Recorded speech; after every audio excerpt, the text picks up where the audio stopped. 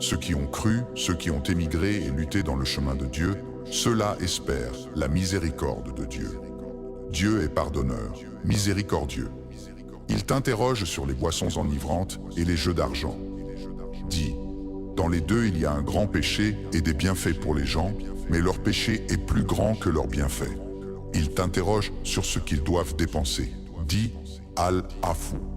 C'est ainsi que Dieu clarifie les signes, afin que vous réfléchissiez, à l'ici-bas et à l'au-delà.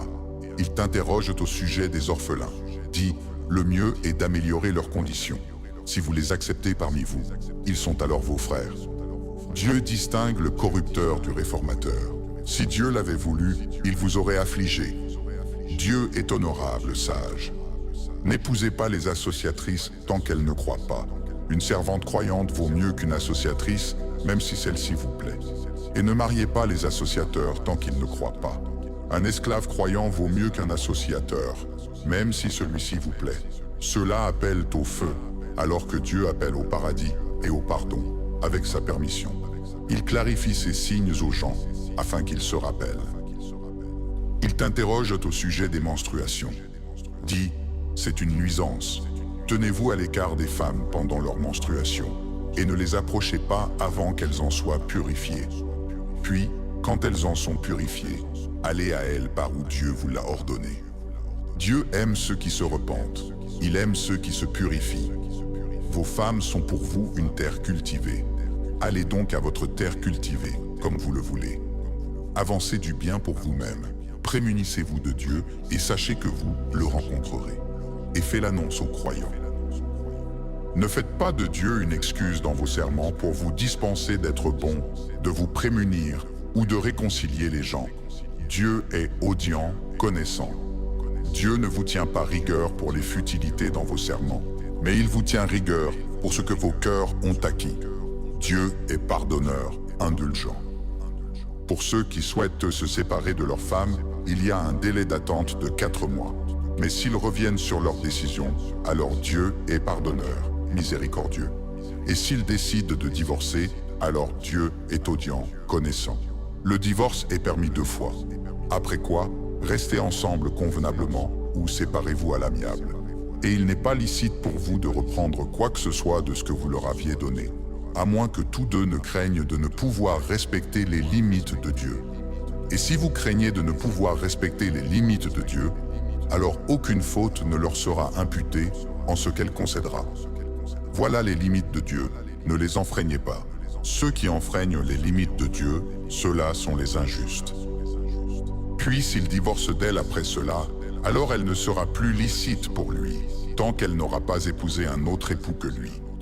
Puis s'il divorce d'elle, aucune faute ne leur sera imputée s'ils se remettent ensemble, s'ils pensent pouvoir respecter les limites de Dieu.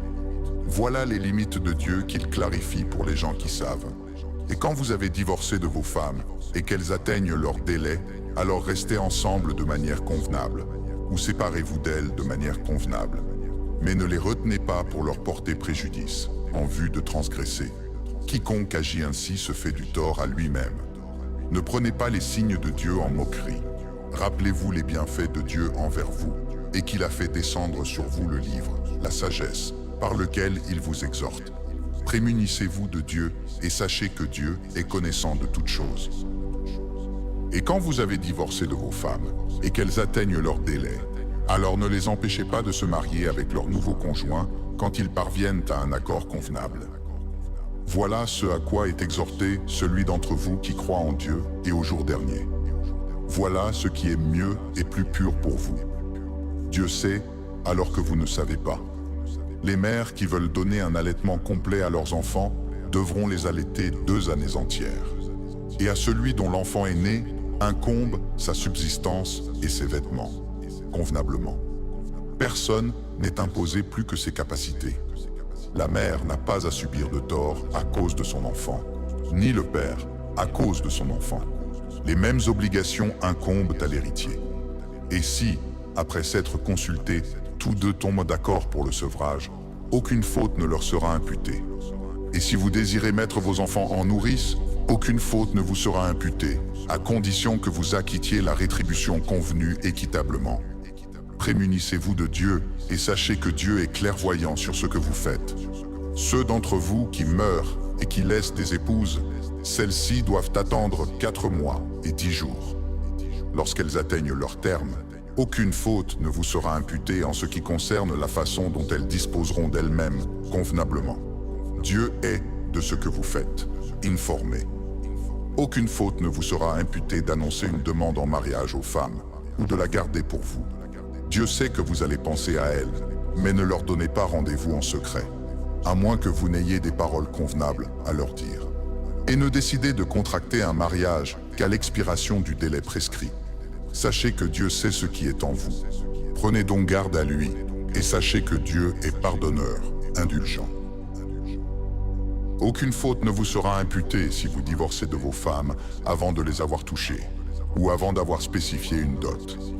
Donnez-leur une compensation convenable, le riche selon ses moyens et le pauvre selon ses moyens. C'est un devoir pour les bienfaisants. Et si vous divorcez d'elles avant de les avoir touchées, mais après avoir spécifié leur dot, versez-leur la moitié de ce que vous aviez spécifié, à moins qu'elles n'y renoncent, ou que celui qui détient le contrat du mariage n'y renonce. Si vous y renoncez, vous serez plus proche de la prémunition. Et n'oubliez pas la bonté entre vous. Dieu est clairvoyant sur ce que vous faites. Soyez assidus au salat et à la salat al-wusta, et tenez-vous devant Dieu avec dévotion. Si vous avez à craindre, alors à pied ou sur votre monture. Puis, une fois en sécurité, rappelez-vous Dieu comme il vous a enseigné ce que vous ne saviez pas. Ceux d'entre vous qui meurent et qui laissent des épouses, un testament doit fournir à leurs épouses 1 an d'entretien sans expulsion. Mais si elles décident de partir, aucune faute ne vous sera imputée pour la manière dont elles disposeront convenablement d'elles-mêmes. Dieu est honorable, sage. Et pour les divorcés, une allocation convenable. C'est un devoir pour ceux qui se prémunissent. C'est ainsi que Dieu clarifie pour vous ces signes, afin que vous compreniez. N'as-tu pas vu ceux qui sortirent de leur demeure par milliers, par crainte de la mort? Puis, Dieu leur dit, mourez. Après quoi, il les ramena à la vie. Dieu est détenteur de la faveur envers les gens, mais la plupart des gens ne sont pas reconnaissants. Combattez dans le chemin de Dieu, et sachez que Dieu est audient, connaissant. Qui est celui qui accordera à Dieu un beau prêt, qu'il lui rendra multiplié plusieurs fois? Dieu restreint et étend, et vers lui vous retournerez. N'as-tu pas vu les notables des enfants d'Israël, après Moïse, lorsqu'ils dirent à un de leurs prophètes, « Envoie-nous un roi, et nous combattrons dans le chemin de Dieu. » Il dit, « Est-il possible que, si le combat vous est prescrit, vous ne combattiez pas ?» Ils dirent, « Qu'aurions-nous à ne pas combattre dans le chemin de Dieu, alors qu'on nous a expulsés de nos demeures, ainsi que nos enfants ?» Et quand le combat leur fut prescrit, ils s'en détournèrent, à l'exception d'un petit nombre d'entre eux. Dieu est connaissant des injustes. Leur prophète leur dit, « Dieu vous a envoyé Saül comme roi. » Ils dirent, « Comment aurait-il la royauté sur nous, alors que nous avons plus de droits que lui à la royauté, et qu'il n'a pas été doté de biens en abondance ?»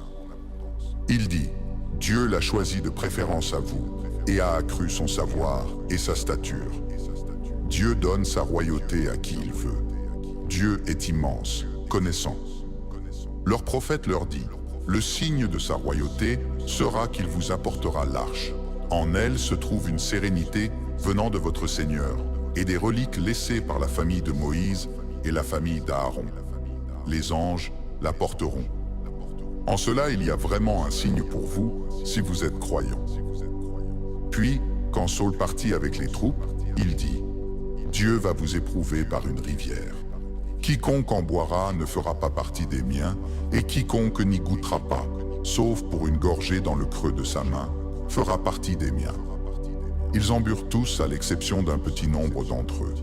Puis, lorsqu'ils l'eurent traversé, lui et ceux qui avaient cru avec lui, ils dirent, « Nous voilà sans force aujourd'hui contre Goliath et ses troupes. » Ceux qui avaient la certitude de rencontrer Dieu dirent que 2 fois une troupe peu nombreuse a vaincu une troupe très nombreuse avec la permission de Dieu. Et Dieu est avec les endurants. Lorsqu'ils firent de face à Goliath et ses troupes, ils dirent, « Notre Seigneur, déverse sur nous l'endurance, affermis nos pas, et secours-nous contre les gens dénégateurs. » Ils les mirent en déroute, avec la permission de Dieu, et David tua Goliath. Et Dieu lui donna la royauté et la sagesse, et lui enseigna ce qu'il voulut.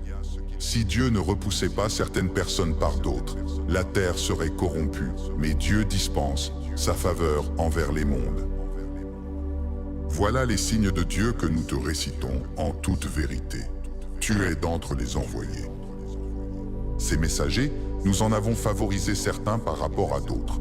Il en est à qui Dieu a parlé, et il en a élevé d'autres en degrés.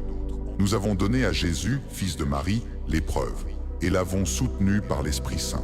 Si Dieu l'avait voulu, les gens qui vinrent après eux ne se seraient pas combattus après que les preuves leur furent parvenues. Mais ils ont divergé. Certains ont cru et d'autres ont dénié. Si Dieu l'avait voulu, ils ne se seraient pas combattus. Mais Dieu fait ce qu'il veut. Ô vous qui avez cru, dépensez de ce que nous vous avons attribué, avant que vienne un jour où il n'y aura ni commerce, ni amitié, ni intercession. Les dénégateurs sont les injustes. Dieu, il n'y a de divinité que lui, le vivant, l'immuable. Ni somnolence, ni sommeil ne le saisissent. À lui ce qui est dans les cieux et ce qui est sur la terre. Qui peut intercéder auprès de lui sans sa permission? Il connaît ce qui est devant eux et ce qui est derrière eux, et il n'appréhende de sa science que ce qu'il veut. Son trône embrasse les cieux et la terre, et leur conservation ne lui coûte aucune peine. Il est le Très-Haut, le Très Grand. Nulle contrainte en religion. La droiture s'est distinguée clairement de l'égarement. Quiconque dénie les idoles et croit en Dieu saisit l'anse la plus solide que rien ne peut rompre. Dieu est audient, connaissant. Dieu est l'allié de ceux qui ont cru. Il les fait sortir des ténèbres à la lumière. Ceux qui ont dénié ont pour alliés les idoles, qui les font sortir de la lumière aux ténèbres.